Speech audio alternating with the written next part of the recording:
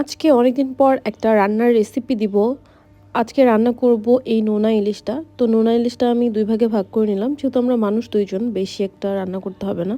প্রথমে এগুলো কিউব করে কেটে গরম পানি দিয়ে ভিজিয়ে রেখেছি। তারপর সুন্দর মতো পরিষ্কার করে নিয়েছি। আর এখানে বেগুন কেটে রেখেছি, হলুদ আর লবণ দিয়ে মেখে রেখেছি। তারপর প্যানে সরিষার তেল নিয়ে বেগুনগুলো দিয়ে দিচ্ছি। বেগুনগুলো প্রথমে ফ্রাই করে নেব। সো বেগুনগুলো ততক্ষণে ফ্রাই হবে আর আমি পেঁয়াজ আর রসুন চপড করব।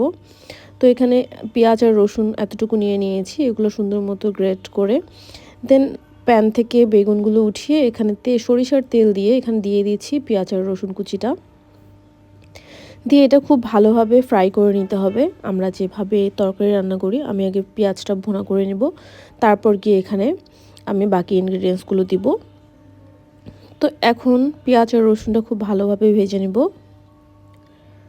যখন পেঁয়াজ আর রসুনের স্মেলটা চলে যাবে এবং একটা কাঁচা গন্ধ থাকে, সেই গন্ধটা যখন চলে যাবে তখন এখানে আমি একে একে অ্যাড করব সব গুঁড়া মশলাগুলো।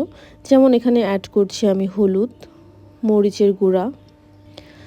হলুদ আর মরিচের গুঁড়াটা খুব ভালোভাবে রসুন আর পেঁয়াজের সাথে মিক্স করে নিব। গুঁড়া মশলাটা যেন পুড়ে না যায়, এই কারণে কিন্তু হলুদ আর মরিচের গুঁড়ো দেওয়ার পরে কিন্তু আমি এটা খুব ভালোভাবে নেড়ে নিচ্ছি, যাতে করে এক জায়গায় থেকে জিনিসটা পুড়ে না যায়। সো এটা খুব ভালোভাবে কষে নেওয়ার পর এখানে দিয়ে দিয়েছি গরম মশলার গুঁড়ো। তো এখানে সব ধরনের মশলা আছে, জিরা, ধনিয়া, ময়ূরী, আরও কয়েকটা মশলা মিলিয়ে এই মশলাটা দিয়েছি আমি। আমার কাছে যে কোনো শুটকির তরকারিতে গরম মশলার গুঁড়োটা অনেক ভালো লাগে।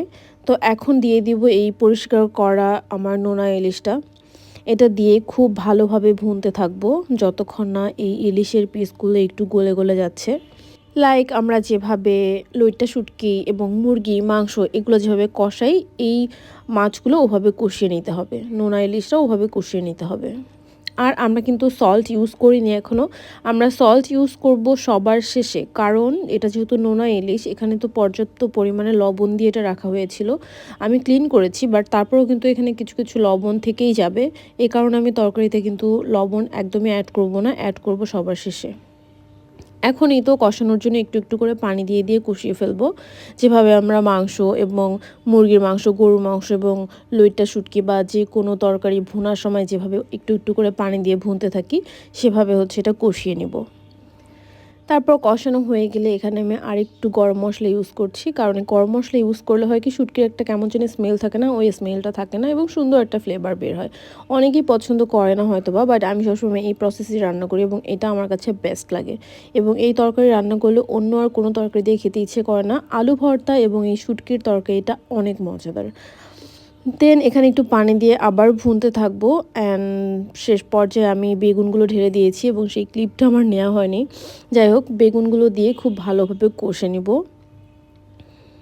আর বেগুনগুলো তো আগে থেকেই ভাজা ছিল, সো এটা তো সিদ্ধ হতে সময় লাগবে না। অ্যান্ড দেন এখানে দিয়ে দিচ্ছি কাঁচামরিচ। কাঁচামরিচের ফ্লেভারটা আসলে অনেক ভালো লাগে, এই কারণে যে কোনো তরকারি শেষের দিকে আমি কাঁচামরিচ অ্যাড করি। সো এটা সুন্দর মতো ভুনতে থাকবো এবং একটু বেগুনগুলো মাখা মাখা হয়ে যাবে। তারপর এখানে দিয়ে দিয়েছি পর্যাপ্ত পরিমাণ পানি এবং ধনিয়া পাতা। এখানে পানি দেওয়ার একটাই কারণ, যাতে শুটকির স্মেল এবং শুটকির যে গ্রেভিটা এটা বেগুনের মধ্যে ঢুকে যাবে এবং বেগুনটা খেতে অনেক সুস্বাদু লাগবে।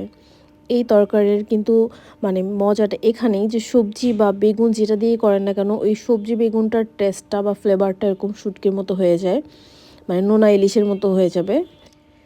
তো এই তো এটার যখন পানিটা শুকিয়ে যাবে এবং তেলটা উপরে উঠে আসবে, তখনই বুঝতে হবে যে আমাদের রান্নাটা প্রপারলি হয়ে গিয়েছে। তো এই তো দেখা যাচ্ছে আমার রান্না একদম ডান, এখন শুধু খাওয়ার পালা।